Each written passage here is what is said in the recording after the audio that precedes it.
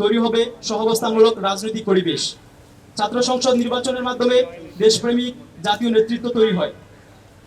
24-এর গণ অভ্যুত্থানের পরে এই বিষয়টি জাতির কাছে এখনো আরো বেশি সুস্পষ্ট। শিক্ষার্থীদের সাথে নিয়ে আমাদের সম্মিলিত দাবির মুখে দীর্ঘ 6 বছর পর আবারও ডাকসু নির্বাচনের তফসিল ঘোষণা করা হয়েছে। এই জন্য দাবি প্রশাসনকে ইসলামী ছাত্র আন্দোলন বাংলাদেশের পক্ষ থেকে আন্তরিক ধন্যবাদ জ্ঞাপন করছি। প্রিয় সাংবাদিক ভাইয়েরা, ডাকসু তফসিল ঘোষণার পর থেকে ক্যাম্পাসের চলমান পরিস্থিতি নিয়ে আমরা উদ্বিগ্ন। সম্প্রতি টিএসসিতে একটি প্রদর্শনীতে কিছু ছবিকে কেন্দ্র করে যে ঘটনা ঘটেছে তা আমাদেরকে বিস্মিত করেছে। 71-এর জাতির চেতনায় কেন্দ্রবিন্দু, যা নিয়ে প্রশ্ন রেখে স্বাধীন বাংলাদেশে রাজনীতি করার স্বপ্ন যে কোনো দলের জন্য আত্মঘাতী হবে। একই সাথে জুলাই গণ অভ্যুত্থানের মাধ্যমে অর্জিত নতুন বাংলাদেশে কেউ যদি মত তৈরি করে, কারো মত প্রকাশ ও রাজনৈতিক কর্মসূচি পালনের স্বাধীনতাকে হরণ করতে চায়, তাহলে জুলাই জনতা তা সংঘবদ্ধভাবে প্রতিরোধ করবে।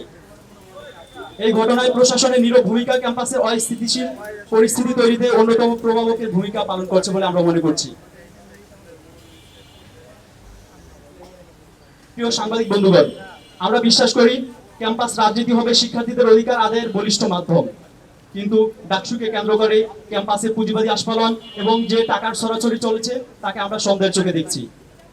প্রিয় সাংবাদিক ভাইরা, সময় মতো ডাকসু আয়োজন হলে শিক্ষার্থীরা তাদের নির্বাচিত প্রতিনিধি পাবে, কিন্তু আপনারা ইতিমধ্যে হয়তো লক্ষ্য করেছেন যে কেউ কেউ তাদের নিজস্ব প্রস্তুতির ঘাটতি কিংবা জনসমর্থনের অভাবে এবং পরাজিত হওয়ার ভয়ে ডাকসু আয়োজনকে স্বাগত জানাচ্ছে না এবং ডাকসু বানচালের ক্যাম্পাসকে অস্থিতিশীল করা পায়তারা করছে। আমরা তাদের ডাকসু বিরোধী প্রচারণা থেকে বিরত থাকার জোর দাবি জানাচ্ছি। আমরা স্পষ্টভাবে ঘোষণা করতে চাই, তফসিলের শিডিউল অনুযায়ী ডাকসু নির্বাচন হতে হবে। সেজন্য শিক্ষার্থীদের সাথে নিয়ে ডাকসু নির্বাচন কমিশনকে সকল প্রকার সহযোগিতা করতে ইসলামী ছাত্র আন্দোলন বাংলাদেশ বদ্ধপরিকর। তবে পরস্পর বিরোধী হিংসাত্মক মন্তব্য, গুজব এবং ডাকসু বানচালের প্রবণতা থেকে মুক্ত রাখতে প্রশাসনকে শক্ত পদক্ষেপের জোর দাবি জানাচ্ছি।